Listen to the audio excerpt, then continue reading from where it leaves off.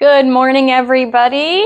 Christy here, and today I'm going to make my Instant Pot country style pork ribs. These are boneless pork ribs, so very easy to eat. Don't have to mess around with any bones. And I like these because they're full of fat, as you can maybe see there. They're delicious and they're very budget friendly. So these pork ribs are $4.14 a pound. This package has 1.72 pounds, so $7.12 for this. So I love this as a great alternative if you're looking for something a little bit less expensive than steak, and you guys all know how I love my steak. But for this recipe, I'm going to do a dry rub on these ribs. I'm going to put them in the Instant Pot, and then I'm actually going to finish them off in the oven, which gives them a nice exterior crust with the spices. So I'm going to show you how I do that now. So I've got my spice blend all ready to go. If you don't do any of these spices, or if you're sensitive to any of them, you could do salt or customize this to whatever you want. But in my little bowl here, I have already mixed. It's super easy to remember because it's like 2 teaspoons of everything. So 2 teaspoons of smoked paprika, 2 teaspoons of onion powder, 2 teaspoons of garlic powder, and then 2 teaspoons of, I use the Redmond's Real Fine sea salt. You could also put pepper in here if pepper does not bother you. So I've just taken the pepper out of things, not because I feel like it bothers me, but I've just heard that it's such a higher oxalate content, so I just took it out. And here's Pixel once again getting herself involved, you guys. Pixel, this video's not about you. You have to get down. Say hello, everybody. Okay, now go be a cat somewhere else. She'll probably hop right back up. Anyway, so I'm going to wash my hands now that I touched my cat, because I'm going to be doing a dry rub on that pork, and I don't want any cat fur in my food, so I'll be right back. Hand washing accomplished. I'm just going to cut this package of ribs open here. And I know a lot of people, I've seen when they do their recipes, they wear gloves with meat. I do not do that. I just get my hands in there, whatever you guys want to do.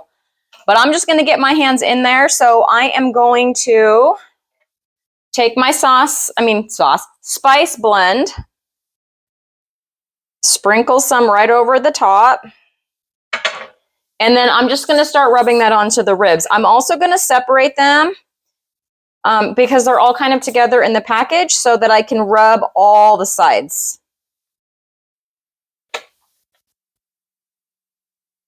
Okay, and they're dry. If I felt like they needed to be dried off or something, I would have done that, but they actually already feel really dry. They're good to go. So, yep, a little bit on this side.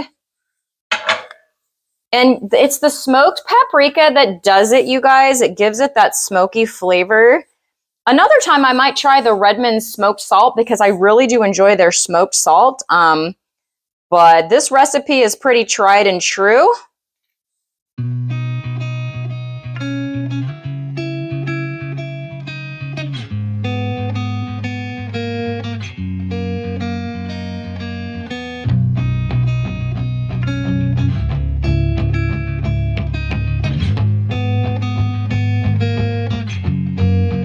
Some of that left, I'll go ahead and pour that on top. Now what I do is I use my rack in the Instant Pot to set these on.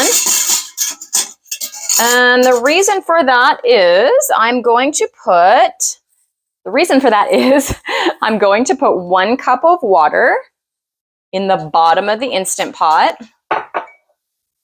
And then I'm going to give these a final, just don't want to waste any of this. Now I'm going to put these ribs vertically in the Instant Pot, kind of standing them up on the rack and leaning up against the walls. If you have a rack of ribs with bones, I have tried that too. It works great. I can fit 2 racks of ribs in here kind of wrapped around the border, if you will, the wall of the Instant Pot, and that has worked great for me. Okay, so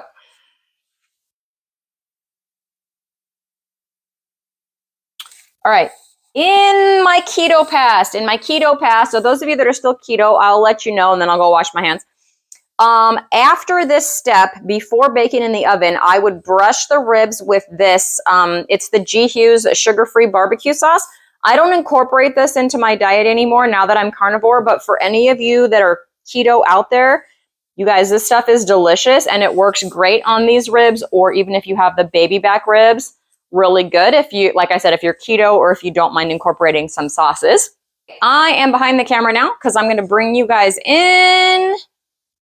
That's what it looks like in my Instant Pot, seasoned up and ready to go.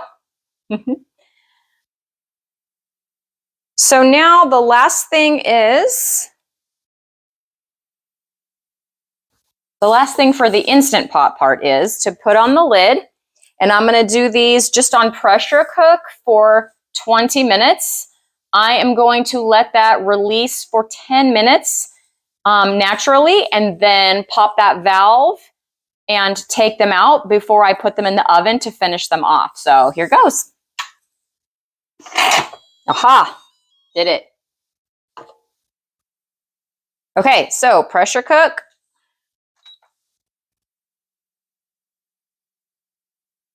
$20 minutes.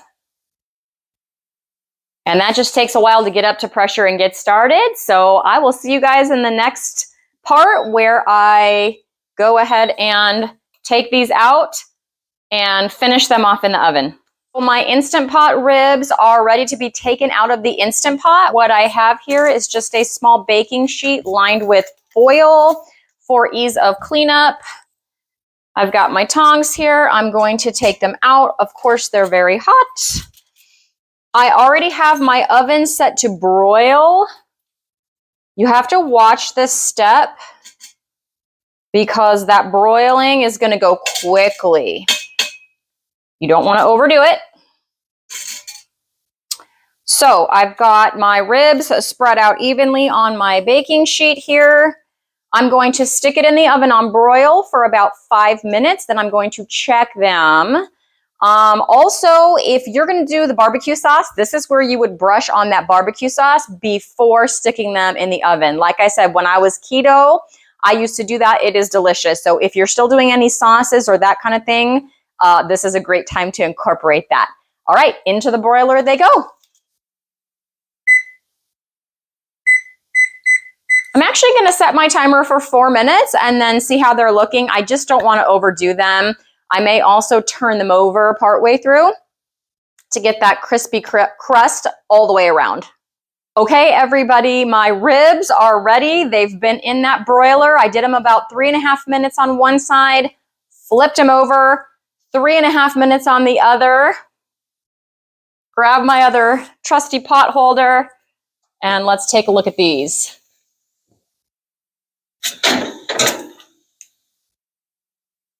Okay, so as you can see, well, I hope you can see, they're getting kind of a nice crust and a nice char on them.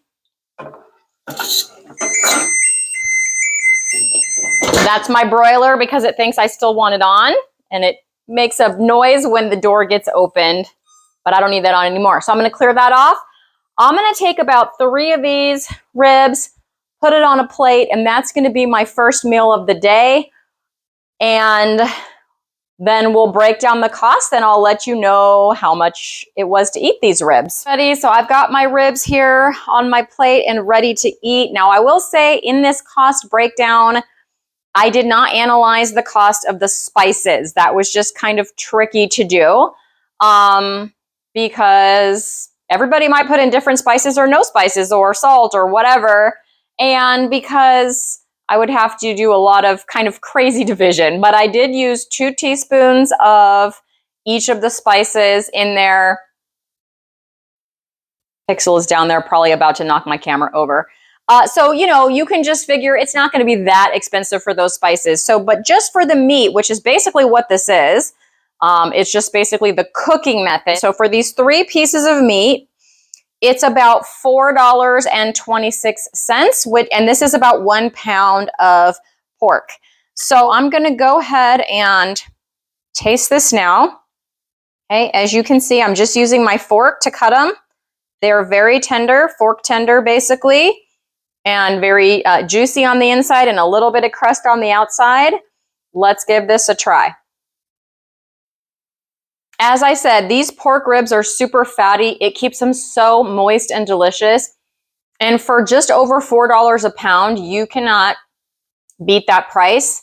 Very hard to find steak at that price, but because of all the fat content in here, this is going to fill me up until I'm ready later on today for my second meal, because this is about a pound of pork. So I'm going to go meet some wellness, 1 delicious or 3 delicious pork ribs at a time.